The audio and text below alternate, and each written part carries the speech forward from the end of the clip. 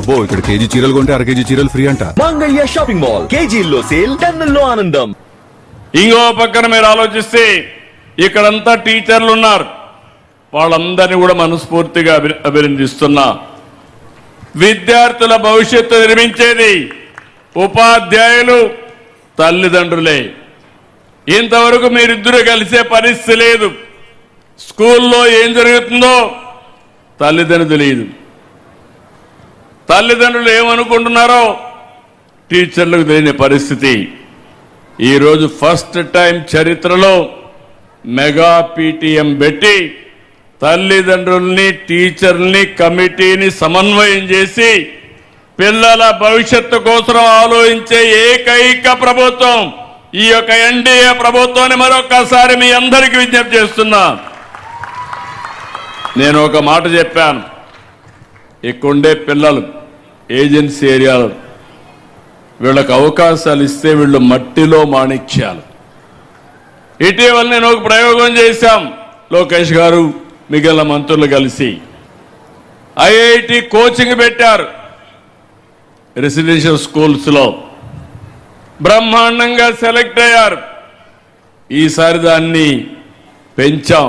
మొదటిసారి ఒక 100-120 సీట్లు వస్తే ఈసారి గిరిజనులకి, ఎస్సీలకి 300-400 సీట్లు వచ్చేట్టుగా 500-600 వచ్చే పెట్టాం. అవసరమైతే రాబోయే రోజుల్లో రెసిడెన్షియల్ స్కూల్స్ పెంచుతాం, ఐఐటికి ప్రాధాన్యత ఇస్తాం, జేఈకి ప్రాధాన్యత ఇస్తాం, నీట్ వంటి పరీక్షలు రాయిపిస్తాం.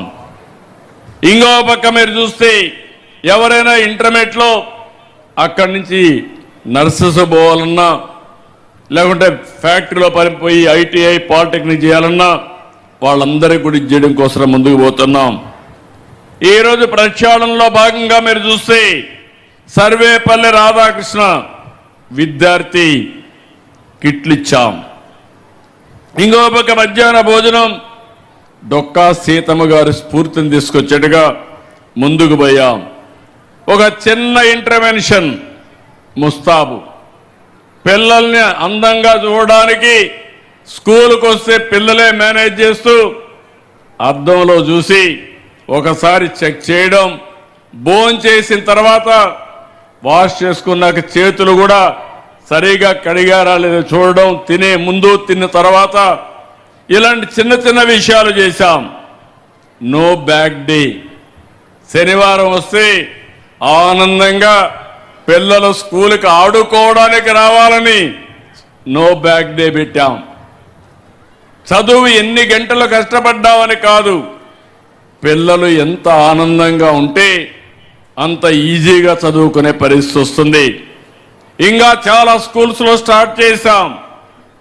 ఆ స్కూల్ పైనే కరెంట్ ఉత్పత్తి చేయడం, అక్కడ పడిన వర్షాన్ని భూగర్భ జలాలుగా మార్చడం, అక్కడ ఉండే వేస్ట్ కాంపోస్ట్ గా మార్చడం, నెట్ జీరో కాన్సెప్ట్ కూడా తీసుకొని పిల్లల్ని ముందుకు తీసుకెళ్తున్నాం. రెసిడెన్షియల్ స్కూల్స్ లో 10% డైట్ ఛార్జీలు పెంచి పిల్లలందరికీ పౌష్టికాహారం ఇస్తున్నాం.